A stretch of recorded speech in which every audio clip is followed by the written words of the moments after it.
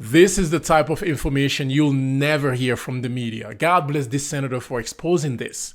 We have a debt ceiling conversation right now about America taking care of our debts and our responsibilities, which we are a responsible nation, we're going to do. But we should also have a grown-up conversation about our spending. Is this really how we want to be able to spend Americans' taxpayer dollars? We've set up a top 10 list that we listed out of some of the things that we just say, okay, of the 50 different examples, and we don't try to go into every single spending area, but we lay out in the guide for federal fumbles 50 different examples and just try to ask the question, is this the best way to be able to spend America's dollars? And again, we've all got different perspectives and different ideas on it. I'm just asking a question. For instance, last year the State Department did a grant to Ecuador to host 12 drag shows in Ecuador with American tax dollars. Now, may have different opinions in this room on drag shows.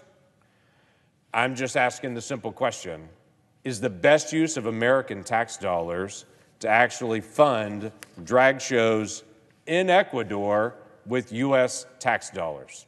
I don't believe that it is.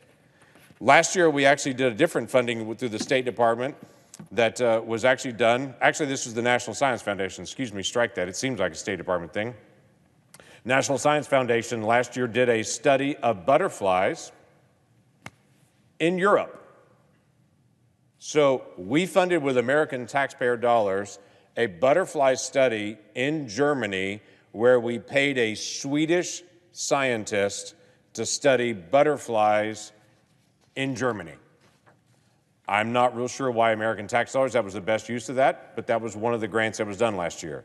Last year there was also a NEA grant that was done to set up a display in Brooklyn for the Sgt. Pepper's Lonely Hearts Club Band, which, by the way, is not even an American band, and I'm not sure why we had to pay federal tax dollars to be able to do that.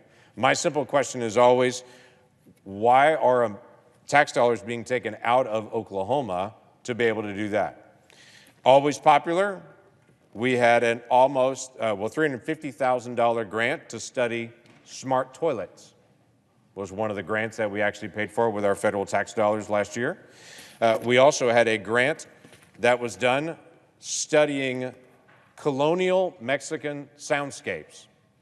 Now, I'm sure colonial Mexican soundscapes are fascinating, but we paid for a researcher to travel to Mexico and then to be able to write a series about the sounds of colonial Mexico and how they could be used to be able to influence communities.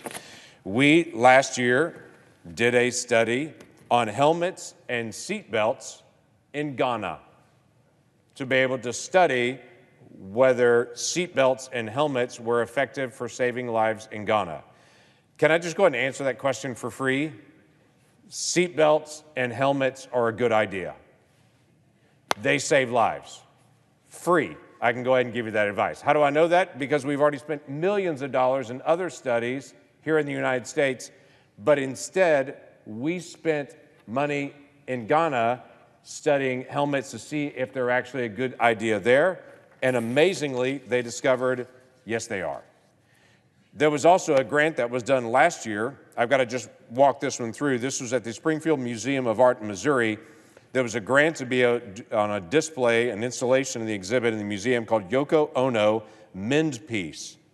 Now let me just read this to you.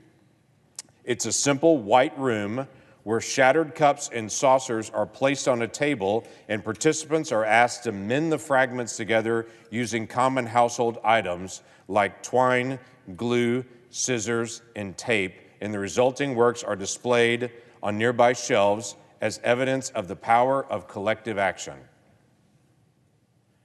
Again, I'm not opposed to fixing broken saucers in a public place and displaying them.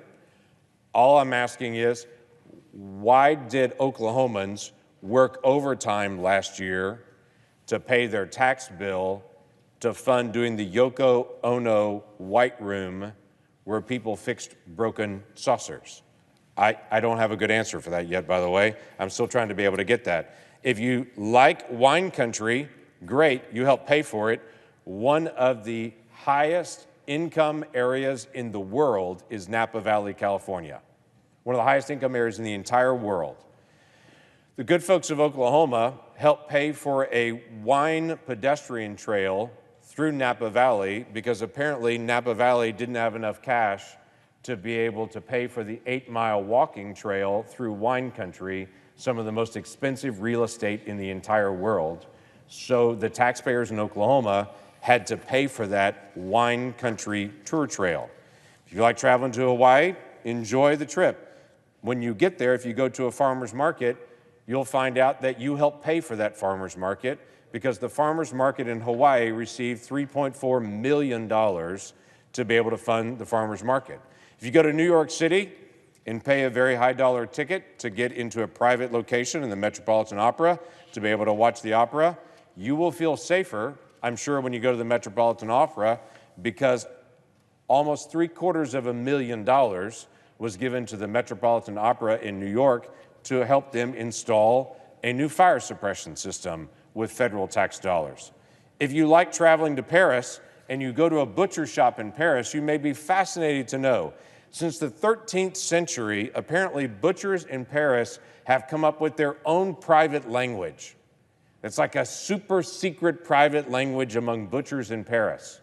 Fascinating for the French to study, but unfortunately, the American taxpayers paid for a study of French butchers' private language for fear that it is diminishing and fading away. So the American tax dollars paid for this study in France to study the secret language of butchers in Paris. Can't tell you why. You may know the story of let me see if I can pull this out, the parable of the sower. It's a very famous biblical story, the parable of the sower. Well, this particular version of the parable of the sower was actually a little bit different.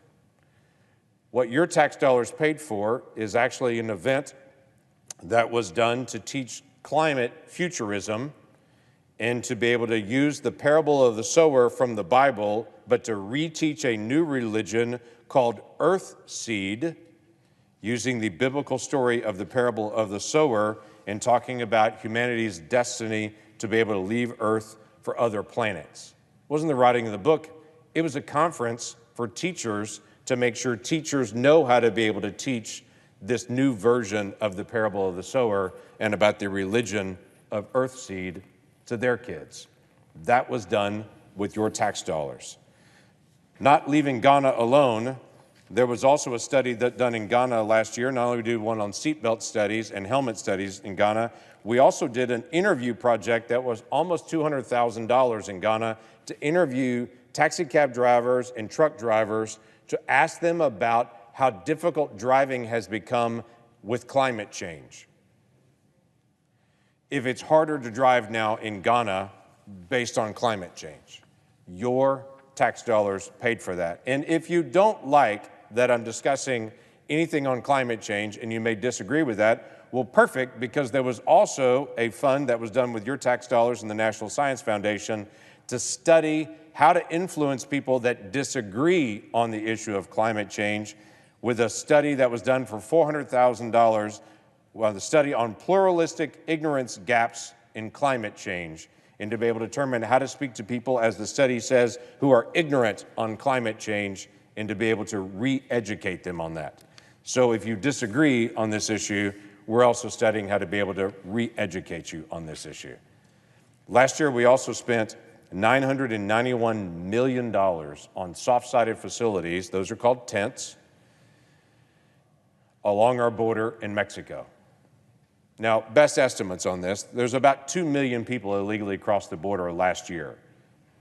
So if you run the numbers on it, we spent somewhere around $500 a person on the tent facility they were processed through just to travel across the border. Listen, we've got differences of opinion on lots of issues. I'm respectful of that.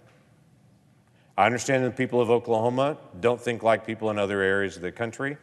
I also understand not everybody in Oklahoma thinks the same way, and I'm respectful of that. But I've yet to find anyone that wants their tax dollars wasted. People literally work overtime to be able to feed their families. They're working 2 and 3 jobs. And in April, when they pay their taxes, they want to know it went to roads and infrastructure and national security. And what we reveal in federal fumbles is, yeah, some of that was done, but also some of it was done because we lacked oversight. And things were just wasted and thrown out the door. You can't make this up. Let me know what you think about this in the comment section. I came to the realization that the majority of those elected officials, senators, United States representatives, are not very smart people. They're not smarter than you, bro. And they do not care. They have access to all the money. And this is what they're doing. Amazing. God bless you and your family. God bless this senator for exposing this. Catch you on the next one.